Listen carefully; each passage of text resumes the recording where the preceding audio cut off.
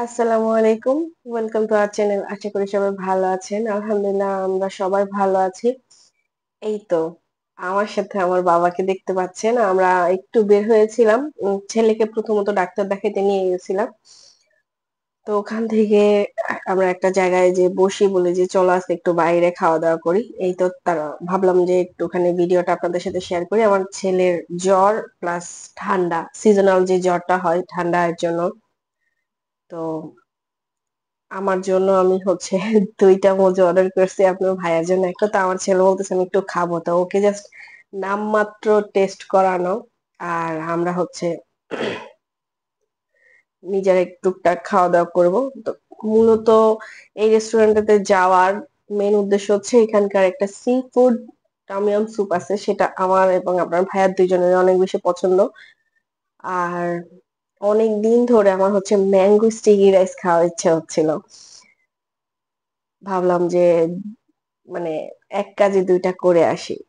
তো এই তো আমাদের অর্ডার চলে আসছে। আমাদের অর্ডার চলে আসার পরে আমি আমার জন্য একটুখানি স্যুপ নিয়ে নিলাম আর ছেলের জন্য নিলাম।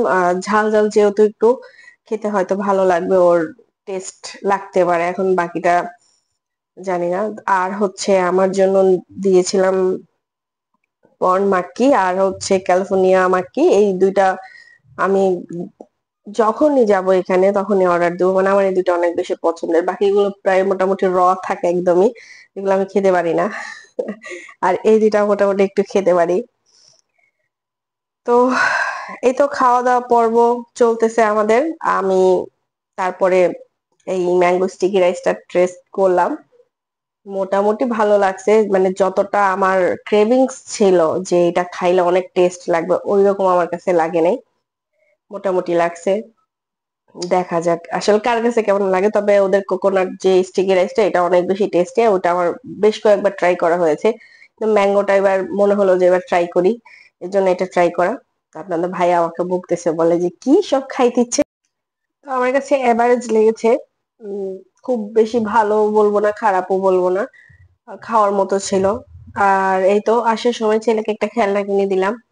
অনেকদিন ধরে ছেলে খেলনার জন্য বলতেছিল। বিশেষ করে এই ঘরটার জন্য বলতেছিল যে, "আম্মু আমাকে একটা ঘর কিনে দিবা, ঘর কিনে দিতে।" তো ভাবলাম যে যেহেতু আজকে সময় পেয়েছি আর গেলাম তাহলে কিনেই দেই। আমি এসে হচ্ছে একা, একা এটাকে কাটতেছিলাম। এক হাতে ক্যামেরা আর এক হাত দিয়ে গেছি দিয়ে কাটতেছিলাম। তো বের করে ওকে আবার বলতেছিলাম, "বাবা এটা উঠাই দাও, ওটা উঠাই দাও।" অসুস্থ থাকলে ওকে আমি অ্যাক্টিভ রাখার চেষ্টা করি। আর মাশাআল্লাহ আমার ছেলে তুলনামূলক জ্বর আসুক যাই হোক না কেন অসুস্থ থাকলেও অ্যাক্টিভ থাকার চেষ্টা করে। তো ওকে দিয়েই করাচ্ছিলাম যে বাবা এই বলটা এখানে এনে দাও, ওটা এনে দাও। তারপরে আস্তে, আস্তে এটা ঠিক করে ওকে দিলাম। ও খেলা স্টার্ট করলো। তো এভাবেই আসলে আমার দিন যায়।